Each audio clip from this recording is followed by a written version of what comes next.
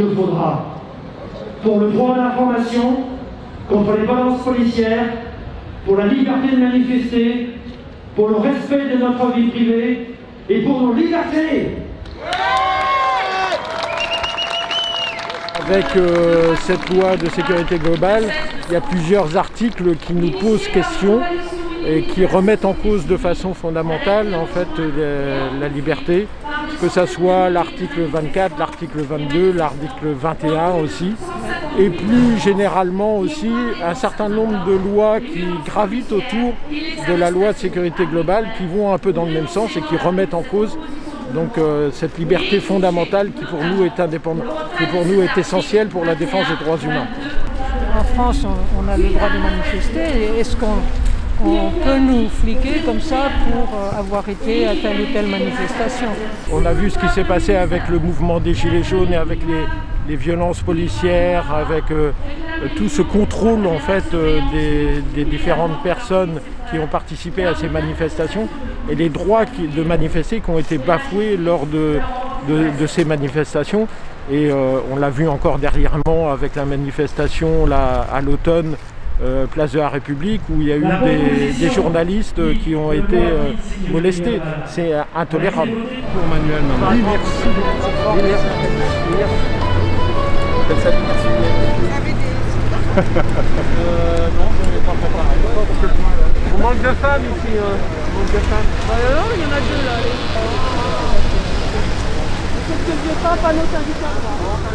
Qu'est-ce qu'elles font Les conditions sécuritaires qu'on nous font subir, qui nous font subir, ne correspondent en rien. D'abord à un état sanitaire voilà, qui nous est présenté comme très grave, alors qu'en fait il pourrait être réglé par des traitements précoces, par une autre politique, et que ce qu'on nous propose aujourd'hui comme un programme lié à la santé est en fait un programme de restriction des libertés qui n'a rien à voir avec la santé publique. Enfin, voilà, donc on a juste envie de dire que pour nous, notre vision des choses, c'est pas du tout ça. Et voilà. Mais c'est pas, je suis pas énervée, je constate froidement les choses, et d'un autre côté, j'assume, je porte pas de masque, j'assume rayonner un autre rapport au monde. Voilà.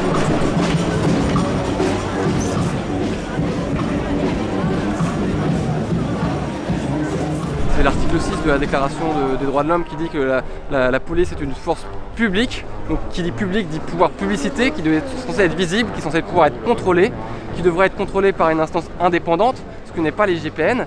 Et on est tous pour la police, mais on veut une police qui soit plus formée. La formation de la police a été réduite, les notes ont été réduites pour accéder à la police.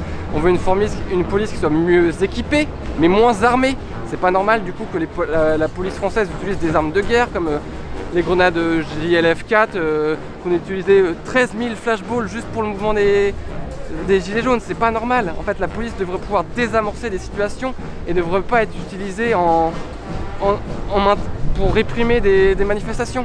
Et ça doit être du dialogue social, ça devrait être encadré, ça devrait être du maintien de l'ordre et non pas du maintien de la paix et non pas des forces de l'ordre. On a beaucoup focalisé sur l'article 24, mais en fait c'est pas le seul qui est préoccupant en fait. Les médias ont focalisé sur cet article-là, ils n'ont parlé que de celui-là, mais l'article 21, l'article 22, l'utilisation de drones, l'utilisation de cadres législatifs pour l'usage de la force dans les manifestations, l'usage des sociétés de sécurité par rapport aux Jeux Olympiques. En fait, il y a plein de choses dans cette projet de loi qui sont mauvais, même si on a focalisé que sur l'article 24. Donc l'article 24 sera peut-être retiré, parce que ça c'est la carotte qu'on va agiter, mais en fait toute cette loi-là est mauvaise. Et surtout dans le contexte actuel, on n'a pas besoin de cette loi-là. On n'a pas besoin de cette loi-là.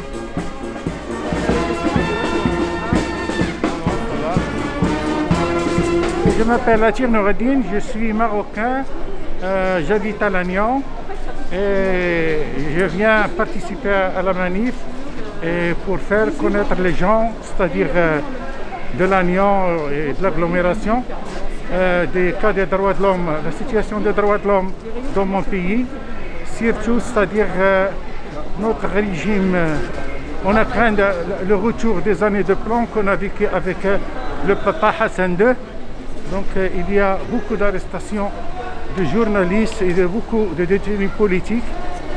Maati Mounjib était le dernier journaliste historien qui vient d'être arrêté le 29 décembre. Donc il a passé le réveillon à la prison.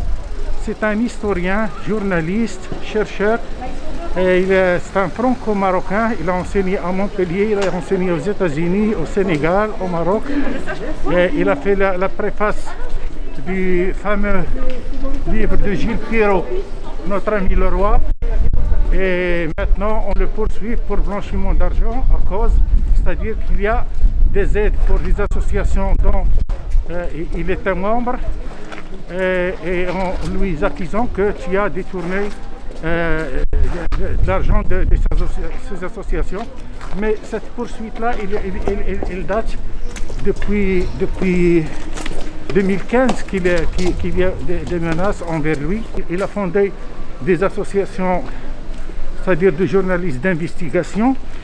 Son but était d'encourager le journalisme d'investigation au Maroc parce que c'est un journalisme qui cherche, surtout le Maroc, c'est un pays où il y a beaucoup de corruption, beaucoup de détournement de fonds, c'est-à-dire c'est un régime pourri au niveau financier. Donc le régime marocain, il veut, de telles conditions, il doit combattre le journalisme d'investigation. Mais la majorité des journalistes qui ont été arrêtés dernièrement, c'est-à-dire on leur confie à des juges d'instruction, et les juges d'instruction avec le Covid-19 et tout ça, ils prolongent, et comme ça, actuellement, ils sont dans des cellules individuelles, isolées.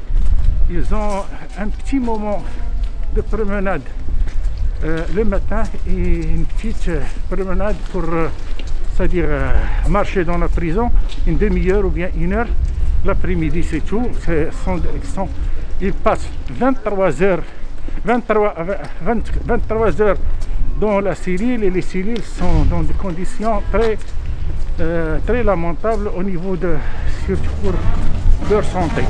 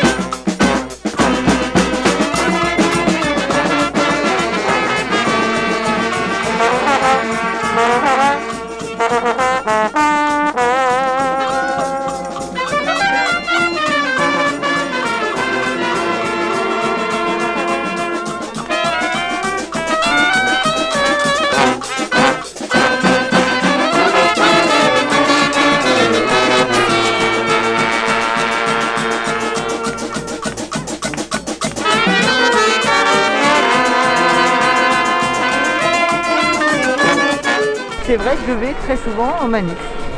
Et un jour, j'ai reçu une amende pour participation à une manifestation interdite à Brest. Et bon, une amende de 135 €. Alors j'ai appelé la préfecture pour contester parce que j'étais à l'étranger ce jour-là. Et je leur ai dit, je peux vous envoyer mon billet d'avion pour vous prouver que je n'étais pas là. Il m'a été répondu que si un policier assermenté affirmait qu'il m'avait vu à Brest, c'est que j'y étais. et que la seule façon de prouver ma bonne foi, c'était de porter plainte pour usurpation d'identité. Donc je leur ai envoyé des copies de mon billet d'avion. J'étais parti 10 jours en Turquie. Et j'ai reçu un courrier de réponse me confirmant l'amende. J'ai refusé de payer l'amende et quand j'ai eu confirmation, j'ai dit que je préférais passer au tribunal de police afin d'emmener un témoin, afin d'emmener mes preuves, mes billets d'autocar, etc. Oui, parce qu'on m'avait dit aussi que rien ne prouvait que je n'avais pas fait l'aller-retour pour aller à cette manif à Brest. Il faut aussi préciser que je ne suis jamais allé à une seule manifestation à Brest. J'ai reçu 15 jours après un courrier me disant qu'ils avaient l'honneur de donner une réponse favorable à ma demande. Il n'y a aucune référence de courrier, il n'y a aucune date de référence. Donc, alors la question c'est, si c'est à mon dernier courrier, ben, je suis en attente de passer au tribunal de police. Et si c'est à mon premier courrier, ça veut dire qu'ils ont annulé l'amende. Au cours des manifestations, en discutant avec du monde autour de moi, j'ai appris que d'autres militants avaient eu ce problème-là d'amende pour participation à des manifestations interdites alors qu'ils n'y étaient pas. Mais eux n'ont pas eu la chance d'avoir comme moi des preuves matérielles disant qu'ils n'y étaient vraiment pas. Si tu as passé l'après-midi sur ton canapé chez toi, ta parole contre celle d'un flic, eh ben, t'es mort. La suite de l'histoire, c'est que sur cette fameuse manifestation à Brest, on était très nombreux à avoir eu cette amende. Il y a une vingtaine de militants qui sont passés au tribunal et eux, toutes leurs amendes ont été annulées parce que l'interdiction du préfet de police de cette manif a été déclarée comme illégale. La manifestation a eu lieu en septembre 2019, donc c'était avant la pandémie. Mais c'est pas fini, c'est pas fini. Adieu les lieux de vie, on nous a tout pris. Il est temps d'agir contre ce grand vizir. Éteignons la boîte à troubadours qui nous joue tant de mauvais tours. Allumons nos cerveaux et quittons nos cachots. Pourquoi attends? Vous entendez pas assez bien? Moi je suis pas chaud pour un mégaphone. Hein. On va pas pouvoir se passer. Blabla. C'est bon là? Oui. Donc je reviens mes moutons. Allumons nos cerveaux et quittons nos cachots. Regagnons cette liberté tant aimée qu'on n'a pas le droit d'oublier. Bah, les poèmes, c'est ceux que j'ai préférés, mais malheureusement je ne vais pas les réciter parce que je ne les ai pas retenus. J'ai bien aimé la République, ça sent le pipi, et le patriarcat, le caca. Et le patriarcat, c'est du caca! Vu que tous les lieux de rencontre sont fermés, qu'on n'a plus le droit de flyer, qu'on a à peine le droit de discuter les uns avec les autres dans la rue, c'est hyper important de se réunir dans des manifestations parce qu'aujourd'hui c'est peut-être un peu le seul endroit, en dehors des réseaux sociaux, on est super submergé par des conneries. C'est un peu le seul endroit où on peut s'exprimer et se rencontrer, s'organiser et puis échanger sur des causes sociales mais aussi sur des choses peut-être plus personnelles, des gens qui sont en difficulté, etc. Je me sens comme une biche dans une chasse à courre armée d'un fusil. Oh bordel de cul. Quand les chasseurs seront chassés, Bambi pourra se prélasser. Actuellement, là, on a un projet artistique toujours en cours de photos. On a réussi à tourner un film en août. On a eu beaucoup de chance de pouvoir faire ça. Le projet n'est pas terminé, il est complètement à l'arrêt parce qu'on est dépendant de rassembler effectivement du monde. Donc tout le monde ne se sent pas serein d'être avec 20 personnes sur un plateau. Légalement, on n'a pas le droit de le faire. Donc on est complètement bloqué. Et c'était malheureusement aussi ce genre de projet, un moment de rencontre, au-delà de la création, un moment de rencontre, un moment de discussion, un moment d'échange, de ressortir les capacités des uns et des autres, et tout ça c'est terminé. Plus de bars, plus de lieux culturels, plus de projets en cours, donc effectivement, au niveau sociabilité, c'est un peu compliqué. Je me noie dans les méandres de ce monde sans culture, plus que les yeux pour pleurer. C'est bien là notre dernier attribut. Il va faire tout noir. Musique. Ta gueule.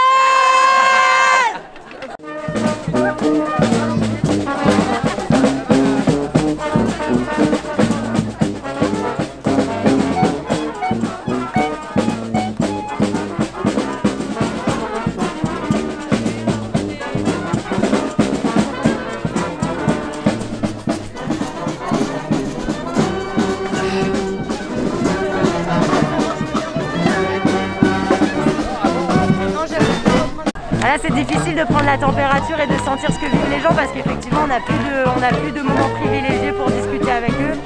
Et en dehors, encore une fois, en dehors des réseaux et des rares rencontres qu'on fait dans les rues, il n'y a plus du tout de temps d'échange et d'empathie en fait. On n'a plus la place, ni le temps, ni les lieux pour développer son empathie et pour s'entraider. Il reste les manifestations qui sont un super endroit pour faire toutes ces choses-là à la fois, profiter pour même faire un peu la fête avec cette ambiance musicale chouette et puis d'écouter quelque chose. Ça ne peut pas durer comme ça. Il faut qu'il tombe, comme il penche déjà. Si je tire fort, il doit bouger. Et si tu tires à mes côtés, c'est sûr qu'il tombe, et nous aurons la liberté.